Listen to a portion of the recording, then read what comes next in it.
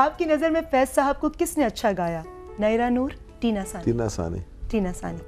अगर आपने सदर जरदारी साहब को एक एडवाइस देनी हो तो क्या देंगे? गुड गवर्नेंस पर जोर या NRO पर मजबूत मौक़िफ़? गुड गवर्नेंस पर जोर। गवर्नर हाउस में पार्टी हो तो फिल्मी सनत से मेरे अलावा किस अदाकारा को बुलाएंगे? ज़ेबा बेगम, संगीता बेगम? अब रीमा बेगम के बगैर तो फिर वो बात ही नहीं बनती, लेकिन कहो तो फिर ज़ेबा बेगम। गवर्नर साहब से और उनकी मिसेस से और बहुत सारी बातें होंगी। लेते हैं एक छोटा सा ब्रेक।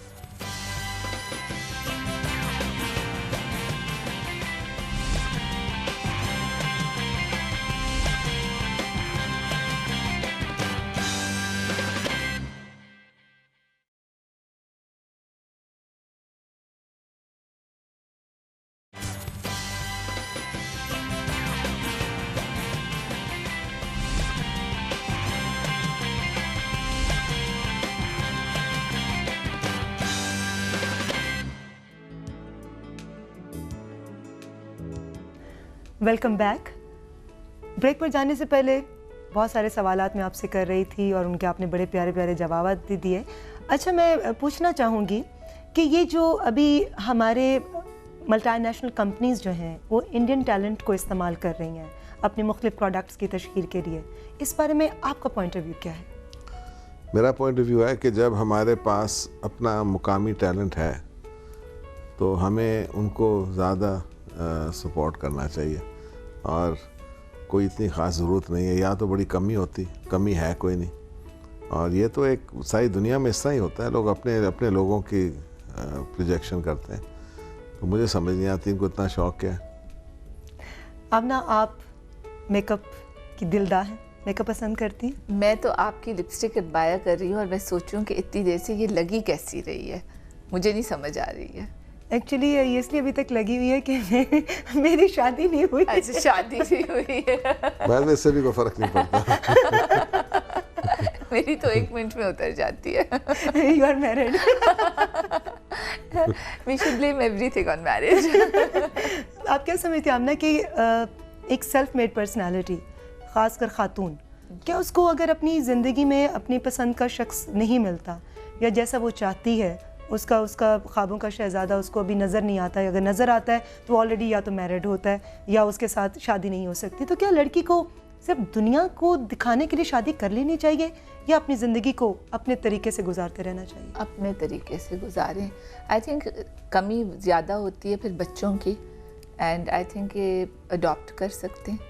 अगर कोई कमी हो तो इट्स मोर कि लोनलीनेस या बच्चा ना हो, बच्चे के लिए तो अडॉप्शन कर लें, चाहे शादीशुदा हो या ना हो, सिंगल भी हो तो अडॉप्ट करें।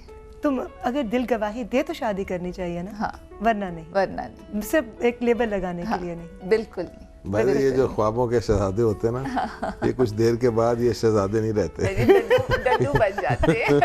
ये भी आप जरा सोच लें, ये कोई परमानेंट सिचुएशन है ये शहजादों की। अच्छा, जो पहले शहजादे मिलते हैं वो बाद में क्या बन जाते हैं? आपने डड्डू। और फिर सारी जिंदगी फिर डड्डू के साथ रहना होगा। अच्छा, इसका मतलब कि मुझे मेरी बात नहीं हो रही। नहीं, आपकी बात नहीं कर रही हूँ, सिंगल गर्ल्स की बात कर रही हूँ। कई लोग डड्डू के साथ शादी करते हैं, वो शहजादा बन जाता है। जो शहजादे ढूंढ रही हैं उनकी मैं तो बात ये कर रही हूँ। क्या लड़की पे डिपेंड करता है कि वो किस तरीके से अपने बेटर हाफ को चेंज कर लेती है अपने मिजाज के मुताबिक? इसमें तो कभी पढ़ना ही नहीं चाहिए, नहीं चेंज होता कोई भी। ये कह रही है ना कि क्या वो डड्डू को शहजादा बना सकते हैं या शहजादे को डड्डू? दोनों नहीं चेंज होंगे। नहीं चेंज होंगे, जो जैसे वैसे रहेगा। तो फिर इसका मतलब है कि लड़की को खुद ही कॉम्प्रोमाइज करना पड़ता है, खुद ही सब कुछ बर्दाश्त करना पड़ता है। ये दूसरी तरफ भी चलता है, मर्द भी फैसला करता है कि उसने भी शादी करनी है कि नहीं करनी है। ये सिर्फ औरतों की बात नहीं है।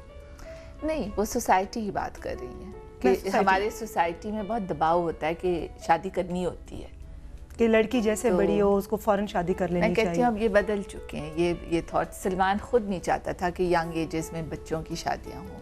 हमारी अपनी बच्चों की शादियाँ बिल्कुल छोटी छोटी उम्रों में नहीं हुई हैं। मतलब सोचने के बाद जब उनका दिल हो या कोई उनको पसंद आए लाइफ में, या जब वो कंफर्टेबल फील करें कि हाँ अब हमें सेटल डाउन होना है, बिल्कुल अब हमें प्रैक्टिकल लाइफ में कदम रखना है, तो फिर वो शादी करें। बिल्कुल। देखो, इंसान की ज़िंदगी में 3 बड़े अहम फैसले होते हैं। एक उसकी पैदाइश होती है, वो उसकी मर्ज़ी के ख़िलाफ़ है या उसमें उसकी मर्ज़ी नहीं है। उसकी मौत जो है वो भी उसकी मर्ज़ी नहीं है। कम से कम शादी तो अपनी मर्ज़ी से करो। अगर वो भी किसी और की मर्जी से करनी है तो फिर क्या बात है, मुझे समझ नहीं आता। अच्छा गवर्नर साहब, कैसे हस्बैंड है अपना? He is a good husband. जब वो तवज्जो देते हैं, वो डिस्ट्रैक्टेड भी काफ़ी रहते हैं, ट्रैवल भी बहुत करते हैं। मैं झगड़ती भी बहुत हूँ उनके साथ कि आप बहुत ट्रैवल करते हैं, बिज़ी बहुत रहते हैं, तो इस पे हम खींचते भी। और कभी आप ये रूठ वैसे जाएं? इसमें बेहतरी है कि जितनी दूर रहो उतनी इज्जत ज़्यादा बढ़ती है। ये इनका लॉजिक है। Absence makes the heart grow fonder, और घर की मुर्गी दाल बराबर। नहीं। इसलिए बेहतर ये है जितनी दूर बंदा रहे उतनी उसकी इज्जत होती ये है। उल्टा भी हो सकता है, फिर आदत भी पड़ जाती है कि ना आए फिर वापस। अच्छा, हमने अगर रूठ जाती हैं तो आप कैसे मनाते हैं? कोई गिफ्ट देकर, गाना गाकर, या कहीं खाने पर लेकर चले जाते हैं? किस तरह मैं से उसे मनाते डबल रूट जाता हूँ। हाँ, आप डबल उल्टा रूठ ज़्यादा जाते हैं? गुस्सा दिखाते हैं। हाँ। अच्छा, ये मतलब ठीक है कि we are living in a male dominated society, it's a fact. तो क्या ये इसी वजह से आप कहते हैं कि हमने औरत को नहीं मनाना? We are not living in a male dominated society inside the house. हम घर के बाहर मेल डोमिनेटेड सोसाइटी होगा, इनसाइड द हाउस कोई मेल डोमिनेटेड सोसाइटी तो नहीं है। घर में आप बिल्कुल अपनी गवर्नरी का रोब नहीं कोई डालते? नहीं। बिल्कुल हम उसको इस बात को लिफ्ट नहीं देते। यहाँ मैं बिल्कुल गवर्नर ये है, और मेरा जूनियर रोल है। घर से बाहर मैं गवर्नर हूँ। आपकी शॉपिंग आप खुद करते हैं या आप ना करती हैं? खुद करता हूँ, खुद तकरीबन। करते हैं। जो भी मैं लाती हूँ उनको पसंद नहीं आता, ये बहुत डिफ़िकल्ट है, इनको शौक़ नहीं है कपड़ों का। लाइक एक गुजारा होता है कि पहनना है तो जो भी फिर गुजारे में पहन लेते हैं। और ग्लासेस का शौक है ना? बहुत। कौन सा फेवरेट ब्रांड है आपका?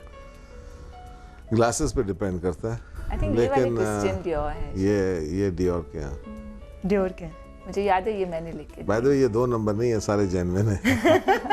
ये Bangkok, made in Holland Bangkok, sorry Bangkok नहीं है। तो आपके मतलब जितने भी और सियासतदान हैं, आप समझते हैं कि वो आपके स्टाइल को कॉपी करने की कोशिश करते हैं, ग्लासेस में, कपड़ों में, या बोलने में, इन तमाम चीज़ों में? देखिए, मेरे कपड़े तो बड़े सादे हैं, और मैं कोई ज़्यादा मैं स्टैंडर्ड कपड़े पहनता हूँ। ज़्यादा ग्लासेस हैं, ये एक तमाशा बना हुआ कि मैं डार्क ग्लासेस पहनता हूँ, इसलिए इस दफ़ा मैंने नहीं पहने। लेकिन मैं इसलिए पहनता हूँ डार्क ग्लासेस, अगर मैं ना पहनूँ तो ये जो सारे कार्टून्स मेरे बनाते हैं किस तरह बनाएंगे, इसलिए मैं उनको बनाए रखता हूँ। जहाँ तक मेरे बोलने का अंदाज़ है, वो जितनी मर्ज़ी कॉपी करें नहीं बोल सकते।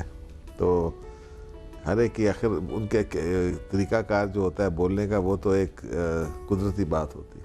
सलमान साहब, देखते हैं कि आवाम आपके बारे में क्या राय रखती है? चलो अब और भी मारे।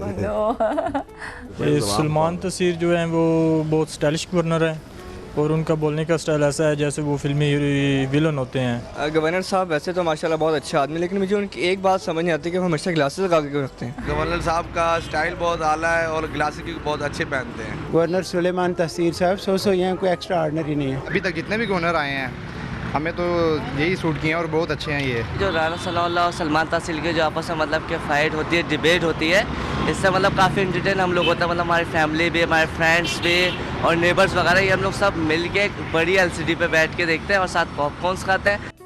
पॉपकॉर्न खाते हैं। सलमान साहब, लोग आपको आइडियलाइज करते हैं, आपकी तारीफ कर रहे हैं कि स्टाइलिश गवर्नर। कैसा आपको लगा ये सब सुनकर? मैं तो इनको दाद देता हूँ, बड़ी उनका सही फैसला है। मैं भी यही समझता हूँ।